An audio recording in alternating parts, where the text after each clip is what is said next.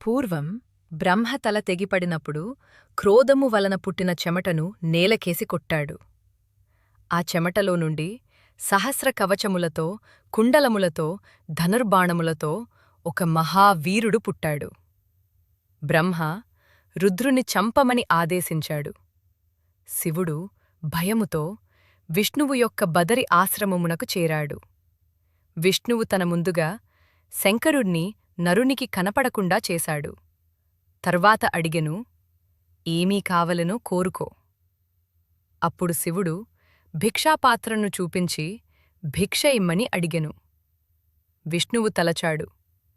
భిక్షకు, ఇంతిక్షకు ఇంతకంటే యోగ్యుడు ఎవరున్నాడు?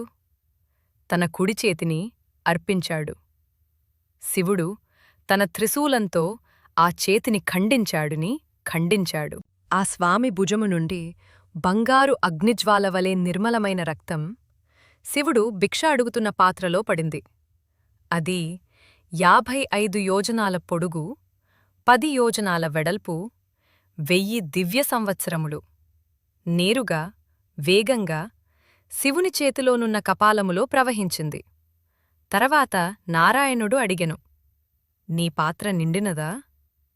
శివుడు తన 3 కన్నులతో చూసి, నిండినది అని పలికెను. విష్ణువు ధారను ఆపిన తరువాత శివుడు కపాలంలోని రక్తాన్ని తన వేలితో మధించెను. ముందు అది ముద్దగా మారింది, తర్వాత బుడగగా, తర్వాత కిరీటం ధరించి, ధనుర్బాణములు ధరించి, అగ్నిలా ప్రకాశించే ఒక పురుషుడు ఆ కపాలములో కనిపించాడు. విష్ణువు అడిగెను, ఎవరు ఈ నరుడు? శివుడు పలికెను, ఈ నరుడు నారాయణునికి సఖుడగును. ఈ కపాలము బ్రహ్మశిరస్సు. నీ రక్తము నా దృష్టి. ఈ 3 తేజస్సుల సంయోగము వలన జన్మించిన ఇతడు శత్రువులను జయించును. ఇంద్రాది దేవతలకు కూడా అలవికానివారిని ఇతడు వినిపించును. అప్పుడు బ్రహ్మ తన తేజస్సుతో సృష్టించిన అతనిని విష్ణువు తన హుంకారంతో మోహనిద్రలో ముంచెను. శివుడు అంతర్ధానమై, ఇతనిని వధించుము అని చెప్పెను. నరుడు తన ఎడమకాలితో తన్ని అతనిని నిద్రలేపెను. 2 దివ్య సంవత్సరములు వీరి మధ్య ఘోర యుద్ధము జరిగింది. చివరికి నరుడు అతనిని సంహరించెను.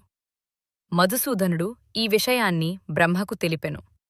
బ్రహ్మ దుఃఖించి అతనిని మరలా జీవింపచేశాడు. అప్పుడు హరి బ్రహ్మస్వేదములో పుట్టిన వానిని విష్ణువు వల్ల జనించిన నరునితో యుద్ధము చేయవద్దని నిలిపెను. గ్రహేశ్వరుడు సూర్యుని, సురేశ్వరుడు ఇంద్రుని పిలిచి ఆజ్ఞాపించాడు. ద్వాపరయుగాంతంలో జరుగు మహాయుద్ధంలో వీరు ఇద్దరూ కర్ణుడు, అర్జునుడుగా యుద్ధము చెయ్యుదురు. అందువల్ల ఇద్దరినీ కాపాడుడి. తర్వాత జరిగింది మనకి తెలిసిందే.